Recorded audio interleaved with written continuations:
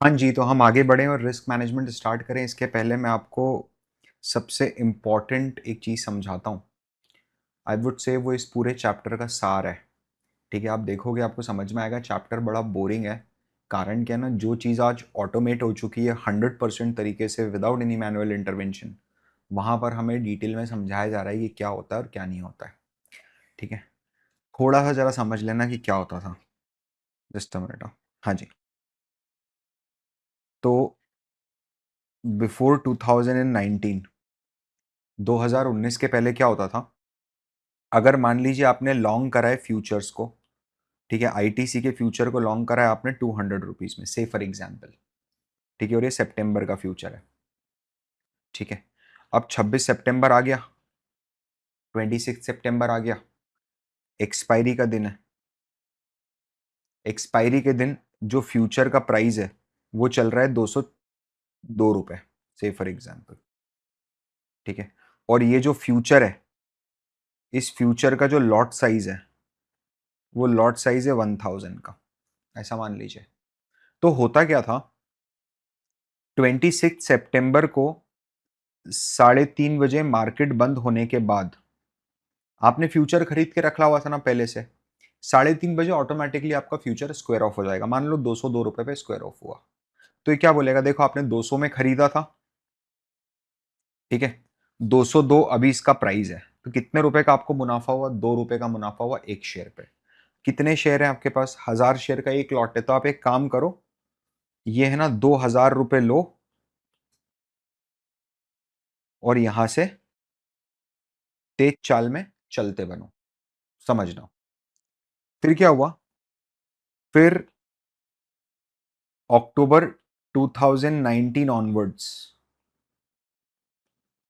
सेबी आई, और सेबी ने बोला ये सब क्या लगा के रखा है आप लोगों ने, ये सब नहीं चलेगा। सेबी ने बोला आप एक काम करो, आप लोग सब है ना फिजिकल सेटलमेंट करो।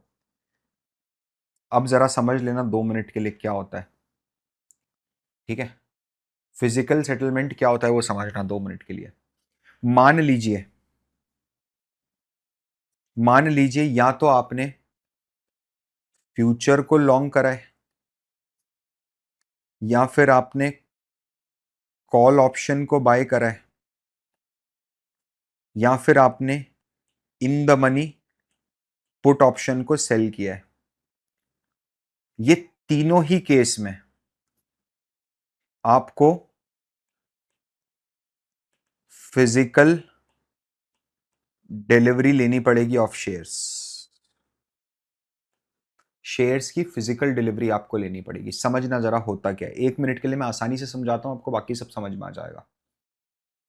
ठीक है, क्या फिजिकल डिलीवरी होगी, जैसे मान लो आपने क्या करा है, आपने 2000 का लॉट है, 2000 शेयर्स, 1 लॉट एसबीआई, आपने लिया 500 रुपए में। ठीक है, अब क्या हुआ, on the day of expiry ये जो एसबीआई का प्राइस है ये बढ़ के हो गया 505 रुपीज। ध्यान से समझना। अब बताए क्या होगा, जो आपकी कॉन्ट्रैक्ट वैल्यू है ना ये वाली कितनी हो गई, 2000 × 500 मतलब 10 लाख रुपए। ये 10 लाख रुपए आपको देने पड़ेंगे अपने ब्रोकर को। ठीक है, ब्रोकर जाएगा, ब्रोकर आपको इन 10 लाख रुपए के बदले 2000 एसबीआई के शेयर देगा। आप उस 2000 एसबीआई के शेयर को 505 रुपए में बेचोगे, तब जाके आपके पास 10,000 का प्रॉफिट आएगा। समझना। सर तो इसमें क्या बात है, ये एग्जैक्टली वही तो बोल रहा है, इसमें पहले भी तो यही हुआ था, आईटीसी के अंदर भी तो यही हुआ था, प्रॉफिट आ गया था। समझ नहीं रहे हो, यहां पर जो प्रॉफिट आया था ना, वो प्रॉफिट आपस में नेट ऑफ होके आया था, कैश में सेटलमेंट हो गया था। कैश में जो फ्री शेयर, जो भी प्राइस डिफरेंस है, that that was got settled, right. But physical delivery में पता है क्या हो रहा है, मुझे ये 10 लाख रुपए का अरेंजमेंट करना ही पड़ेगा। आप समझ रहे हो मेरी बात, अगर आपने नहीं करा सर तो क्या होगा, अगर आपने हाथ खड़े कर दिए तो क्या होगा, ऐसा नहीं होता है। आप हाथ खड़े नहीं कर सकते। ठीक है, this is a legal agreement. अगर आपने हाथ खड़े कर दिए तो आपका घर बार सब कुछ बिक सकता है। आप समझ रहे हो, फिजिकल डिलीवरी जब लेना पड़ रहा है आपको, तो आपको ये 10 लाख रुपीस का कैपिटल चाहिए ना। अगर ये इतना कैपिटल मेरे पास होता तो मैं फ्यूचर्स क्यों लेता? मैं सीधे 2,000 रुपए के शेयर्स नहीं ले लेता, मतलब 2,000 शेयर्स कैश में नहीं ले लेता अगर इतना पैसा मेरे पास होता तो। समझ रहे हो आप? यही मूल सार है सेटलमेंट का। अब सर अगर मान लीजिए मैंने एक्सपायरी के दिन 3:30 बजे के जस्ट 1 मिनट पहले ऑर्डर स्क्वायर ऑफ कर दिया, मतलब मैंने जो लॉन्ग कर रखा था उसको मैंने स्क्वायर ऑफ करके सेल कर दिया, जस्ट 329 पे करा, मैंने करा और मार्केट बंद हो गया। समझना, मैंने करा और मार्केट बंद हो गया। मुझे एक बात बताइए, अगर ऐसा हुआ है कि आपने करा और मार्केट बंद हो गया, समझना, तो क्या मार्केट बंद होने के पहले, क्या कॉन्ट्रैक्ट एक्सपायर होने के पहले ही आपका कॉन्ट्रैक्ट स्क्वायर ऑफ हो चुका था? हो चुका था। तो क्या फिजिकल सेटलमेंट हम पे लागू होगा? बिल्कुल भी नहीं होगा, 100% तरीके से नहीं होगा, ये बात ध्यान रखिएगा। ठीक है, चलिए अपन थोड़ा सा आगे बढ़ते हैं। देखो भाई, रिस्क मैनेजमेंट के लिए क्या क्या चीजें होती हैं जो एक्सचेंज करके रखता है ताकि डिफॉल्ट ना हो जाए, ठीक है, ताकि अकाउंट बर्स्ट आउट ना हो जाए। What do mean by account burst out होना? जैसे देखो, आपने तो 5-10 हज़ार रुपए लेके अपन तो ट्रेड करते हैं, तो हमारे यहाँ तो कई बार ऐसा होता है कि 5,000 रुपए डाले थे, पूरे के पूरे 5,000 रुपए बर्स्ट हो गए, खत्म हो गया, अकाउंट वाइप आउट हो गया। लेकिन जो लोग 100, 200, 300, 400, 500, 1,000, 2,000, 10,000, 15,000 करोड़ रुपए से ट्रेडिंग करते हैं, क्या वो थोड़ा भी अफोर्ड कर सकते हैं कि उनका अकाउंट वाइप आउट हो जाए? बिल्कुल भी नहीं। तो बहुत सारी रिस्क मैनेजमेंट स्ट्रेटजीज अपने प्लेस पे बनी रहती है।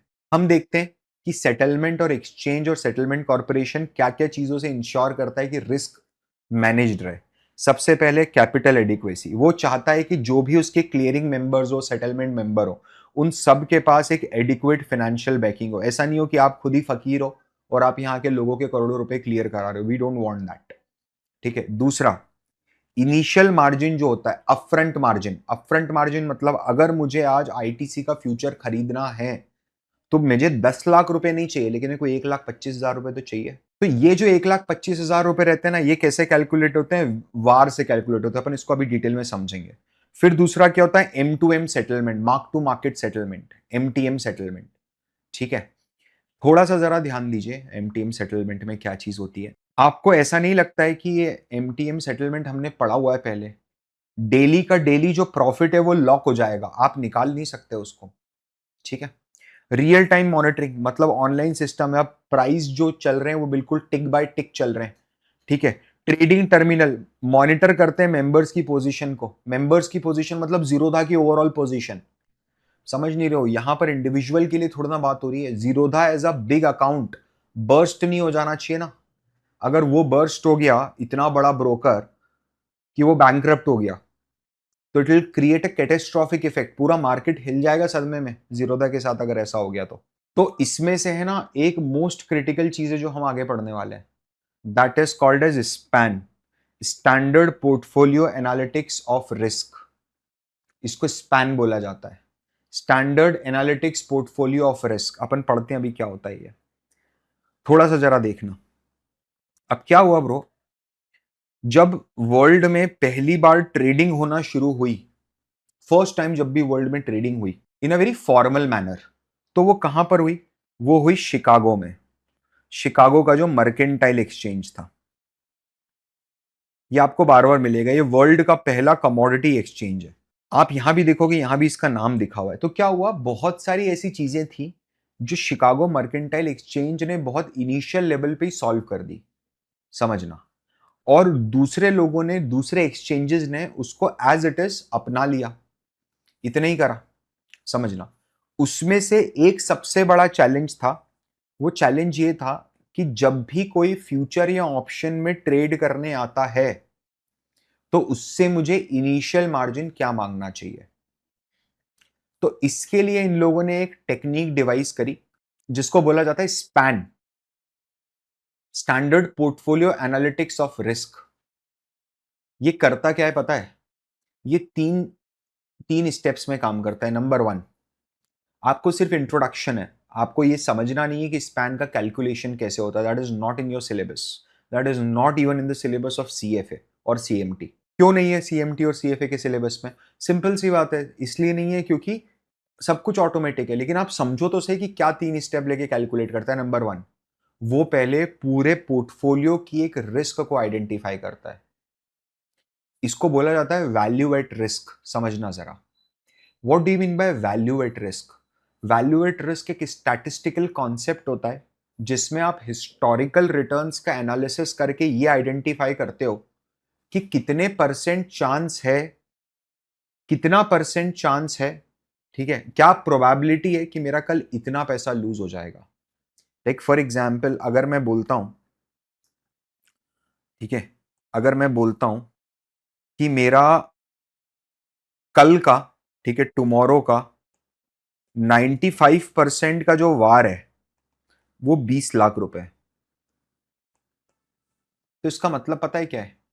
इसका मतलब यह है कि 95% प्रोबेबिलिटी है कि कल के दिन मेरी 20 लाख रुपए की वैल्यू पूरी तरीके से रिस्क पे रहेगी। मतलब अगर मुझे नुकसान होगा तो मैक्सिमम नुकसान 20 लाख रुपीस का हो सकता है, इसकी 95% प्रोबेबिलिटी है। समझना इधर ध्यान से, ठीक है। मैंने वैसे वार बहुत डिटेल में कवर किया हुआ है, उसका अपन ने कैलकुलेशन करना भी सीखा है, बच्चे वार की रिपोर्ट भी बनाते हैं, ठीक है। नाउ प्लीज अंडरस्टैंड दिस, थोड़ा सा ध्यान दीजिए और समझिए इधर, प्लीज एवरीवन। तो हम क्या करेंगे, सबसे पहले आइडेंटिफाई करेंगे पोटेंशियल रिस्क। फिर मैं क्या करूंगा, फिर मैं डिटरमाइन करूंगा, क्या डिटरमाइन करूंगा, largest possible loss a portfolio might suffer in one day. एक दिन में मेरे पोर्टफोलियो का कितना ज्यादा से ज्यादा नुकसान हो सकता है, और वो जो नुकसान कैलकुलेट फिगर आता है मेरे पास, उसके हिसाब से मैं इनिशियल मार्जिन सेट करता हूं। समझना, ये जो इनिशियल मार्जिन है ना, वो इनिशियल मार्जिन क्या रिप्रेजेंट करता है आइडियली पता है? कि ऑन एन एवरेज एक दिन में आप डेरिवेटिव से कितना ऊपर और नीचे कर लेते हो। आप अगर यहां देखोगे तो यहां लिखा हुआ दिखेगा कि क्लियरिंग कॉरपोरेशन जो है वो इनिशियल मार्जिन कैसे कैलकुलेट करती है, 99% वैल्यू एट रिस्क ओवर 1 और 2 डेज। इसका क्या मतलब है? इसका ये मतलब है कि 99% जो प्रोबेबिलिटी है कि कितना नुकसान हो सकता है अगले 1 या 2 दिन में, इसकी 99% प्रोबेबिलिटी किस अमाउंट की है? समझ रहे हो? वो अमाउंट छोटा होता है, आपको ये चीज समझनी पड़ेगी, क्योंकि 1% प्रोबेबिलिटी की अमाउंट इससे भी ज्यादा बड़ा फट जाए। समझना इधर ध्यान से। जैसे मान लो मैं ऐसे करता हूं, मेरे को पता है थोड़ा सा डिफिकल्ट होगा आप लोगों के लिए, ठीक है, ये जीरो है, यहां पर पॉजिटिव रिटर्न्स हैं, ठीक है, यहां पर पॉजिटिव रिटर्न्स हैं, और यहां पर नेगेटिव रिटर्न्स हैं, इस तरफ नेगेटिव रिटर्न्स हैं। अब क्या हो रहा है, अब जब मैं बोल रहा हूं कि 95% प्रोबेबिलिटी, तो 95th परसेंटाइल है ना, वो इधर आ रहा है। ये पूरी प्रोबेबिलिटी की बात कर रहा हूं कि ये लॉस कितना होगा। ध्यान से समझिए सर, फिर ये वाला जो 1% का लॉस है ये तो ओपन रहेगी अपना, क्योंकि अपन ने तो 99%। ये जो 1% का लॉस है ना, एक बहुत इंपॉर्टेंट कंसेप्ट समझाने की कोशिश कर रहा हूं मैं आपको।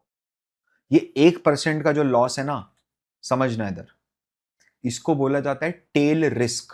क्या बोला जाता है? टेल रिस्क, पूंछ की रिस्क। आप देखो ना, ये इसको आप समझो एक बड़ा सा एलिफेंट है और लास्ट में उसकी एक पूंछ बची हुई है बस।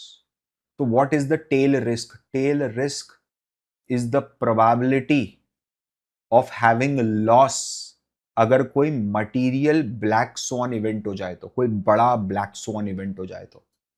समझ रहे हो? उस टाइम पर मेरी क्या प्रोबेबिलिटी होगी, right? That is initial margin. Premium margin क्या होता है? प्रीमियम मार्जिन होता है जो प्रीमियम सेटलमेंट के लिए लिया जाता है। आपको सिर्फ बेसिक याद करना है, बहुत थ्योरेटिकल चैप्टर है, मैं फिर से रिपीट कर रहा हूं, ठीक है। असाइनमेंट मार्जिन क्या होता है? असाइनमेंट मार्जिन होता है जब फाइनल एक्सरसाइज होती है सेटलमेंट की, ठीक है, उस समय एडिशनल पैसा जो लिया जाता है आपसे, जो मैंने आपको बोला था याद है कि जीरोधा को आपको 10 लाख रुपए देने पड़ेंगे, दैट इज असाइनमेंट मार्जिन, ठीक है। इंट्राडे क्रिस्टलाइज्ड लॉस क्या होता है? बेसिक सिंपल सी बात बता रहा है, ये पूरे पेज में एक ही चीज लिखी हुई है कि फ्यूचर कॉन्ट्रैक्ट में क्या होगा अगर आपका एक फ्यूचर से प्रॉफिट हुआ है और दूसरे फ्यूचर से लॉस हुआ है। जैसे मान लो मैंने आईटीसी का फ्यूचर खरीदा था, उससे मुझे 1 लाख का प्रॉफिट हुआ, और मैंने अंबुजा सीमेंट्स का फ्यूचर खरीदा था, उससे मैंने 70,000 का नुकसान हुआ, तो मेरा नेट प्रॉफिट कितना है? 30,000 रुपीज। एग्जैक्टली वही बता रहा है। समझ रहे हो?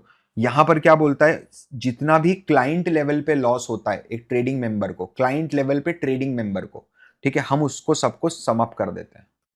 समझना, अगेन मैं फिर आपको बोल रहा हूं, हो सकता है आपको ऐसा लगे कि मैं उड़ाने की कोशिश कर रहा हूँ, बट यार यहाँ पर कुछ ज़्यादा बताने के लिए है नहीं। मैं कितना भी बता दूंगा तेरे को इसको रट के ही जाना पड़ेगा, समझ रहा है? इसीलिए मैं इसको थोड़ा सा स्किप कर रहा हूँ, right? Exposure margin are additional fund required based on VaR and extreme loss percentages. Exposure margin मतलब एडिशनल पैसा चाहिए मेरे को अब, और रिस्क बढ़ गई है, ठीक है? शॉर्ट ऑप्शन मिनिमम चार्जेस, ठीक है, समझना, ये एलिमिनेट हो चुका है 2020 में, तो आई डोंट थिंक सो इसको अपने को कवर भी करना चाहिए, ठीक है? नेट ऑप्शन वैल्यू का क्या मतलब होता है पता है? जैसे मान लो फॉर एग्जांपल ऐसा हो कि मैंने कुछ कॉल्स खरीद रखे और कुछ पुट्स खरीद रखे, तो वो मेरी नेट कर देगा वैल्यू।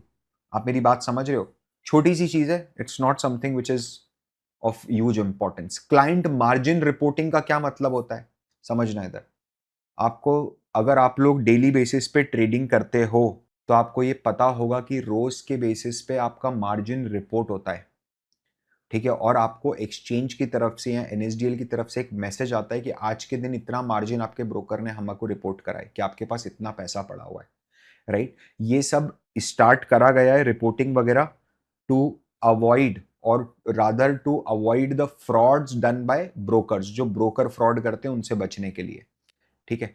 पीक मार्जिन क्या होता है? पीक मार्जिन जो है वो सेबी ने 2020 के अंदर इंट्रोड्यूस करा था, समझना, ये डे टू डे बेसिस पे नहीं लगता है, ये सेबी के पास एक हथियार है। जब सेबी को लगता है कि मार्केट के अंदर बहुत ज़्यादा वोलेटिलिटी आ रही है, बहुत ही ज़्यादा यू नो ट्रेडिंग हो रही है, लोग बहुत ज़्यादा पैसा लूज कर रहे हैं, इरेशनल ट्रेड्स ले रहे हैं लोग, अगर सेबी को ऐसा लगता है for a short term period, तो सेबी क्या करता है ना, मार्जिन की रिक्वायरमेंट्स बढ़ा देता है। सिंस सेबी मार्जिन की रिक्वायरमेंट बढ़ाता है तो उसके लिए उस मार्जिन को पीक मार्जिन बोला जाता है, to control the leverage and increase the trade transparency. इससे होता क्या है, ये एक्सेसिव स्पेक्यूलेशन को कम कर देता है। कारण क्या है, जो लोग सट्टा लगा सकते थे पहले 1 लाख रुपए में, अब उनको 1.5 लाख रुपया चाहिए, 50,000 रुपए में बहुत फर्क पड़ जाता है। क्रॉस मार्जिन क्या होता है? क्रॉस मार्जिन बहुत सिंपल है, समझना। क्रॉस मार्जिन क्या है, अगर मैं ट्रेडिंग मेंबर हूं और मेरे एक अकाउंट में एक्स्ट्रा मार्जिन पड़ा हुआ है तो दूसरे अकाउंट से उसको सेटल कर सकते हो। अर्ली पेन का मतलब ये होता है, देखो जैसे T+2 का सेटलमेंट डेट है, ठीक है? तो मेरे को, अगर मैंने आज शेयर खरीदा मेरे क्लाइंट के बिहाफ पे, तो मेरे को 2 दिन बाद उसका पेमेंट करना है। जब भी आप पेमेंट एडवांस में कर देते हो, पहले कर देते हो, ठीक है, उसको अर्ली पेइंग बोलते हैं, सिंपल सी बात है, ठीक है? फिर क्या होता है, एक बात ध्यान रखिएगा। अब क्या होता है, एक होता है प्लेज, ठीक है? प्लेज करने का मतलब क्या होता है? प्लेज करने का मतलब समझना जरा, जैसे मान लो मेरे पास 1,000 रिलायंस के शेयर्स हैं। आज रिलायंस का क्या भाव चल रहा है? से फॉर एग्जांपल 3,000 चल रहा है, तो ये कितने के शेयर हो गए मेरे पास? 3 लाख रुपए के शेयर हो गए, ठीक है? अब ये 3 लाख रुपए के शेयर में गिरवी रख दूंगा, मैं क्या रख दूंगा इसको? गिरवी, गिरवी रख दूंगा। किसके पास गिरवी रखूंगा? मेरे ब्रोकर के पास। ब्रोकर, ठीक है? तो ब्रोकर क्या बोलता है, देख मेरे पास तेरे 3 लाख के शेयर पड़े, रिलायंस इंडस्ट्रीज ऐसा तो होगा नहीं कि रातों रात 40% नीचे चला जाए, तो मैं क्या करता हूं, तेरे को 40% कट करके इस पे 60% का लोन दे देता हूं। तो उसने कितना दे दिया मेरे को? 1.8 लाख रुपीस। अब मेरे को ब्रोकर बोलता है कि तू एक काम कर, ये जो 1,000 शेयर है रिलायंस के, इसको टच मत करना, ठीक है? तेरे अकाउंट में है लेकिन ये हमारे पास गिरवी रखे हुए है तेरे अकाउंट में, बट तू उसको बेच नहीं पाएगा, ठीक है? और इस शेयर्स को गिरवी रख के हमने तुझे 1.8 लाख रुपीस का एक लोन दे दिया है, ठीक है? अब तू इस 1.8 लाख रुपीस को यूज कर, इससे ट्रेडिंग कर, इससे इन्वेस्टिंग कर। मैं तुझसे एक परसेंटेज ऑफ इंटरेस्ट चार्ज करूंगा। कई ब्रोकर 12% चार्ज करते हैं, कई ब्रोकर 18% चार्ज करते हैं, ठीक है? इसको बोलते हैं मार्जिन लेकर ट्रेड करना। इसको बोलते हैं एमटीएफ, मार्जिन ट्रेडिंग फैसिलिटी, जो मैंने अभी आपको ये समझाया है।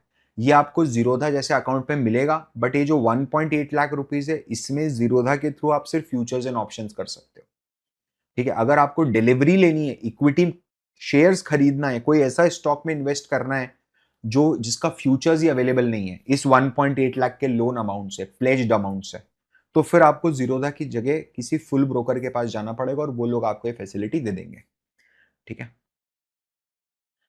थोड़ा सा देखिए जरा, segregation and monitoring of collateral at client collateral. इसका मतलब क्या है? सेम वही चीज कि भाई जिसने जिसका प्लेजिंग करी है वो सब अलग अलग रखो, प्रॉपरली मॉनिटरिंग करो, ऐसा नहीं होना चाहिए कि एक दूसरे के साथ मिक्स एंड मैच हो जाए। ठीक है। फिर पोजीशन लिमिट्स का क्या मतलब होता है? ठीक है, client level position limit.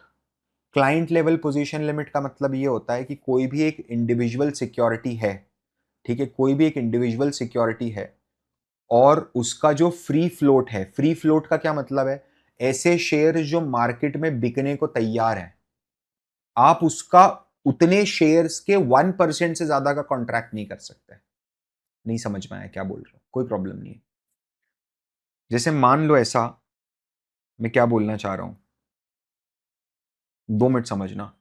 Client level position क्या लिमिट क्या होती है? ठीक है, क्लाइंट लेवल लिमिट, जैसे मान लीजिए टोटल शेयर जो हैं रिलायंस के, वो 1 लाख शेयर्स हैं।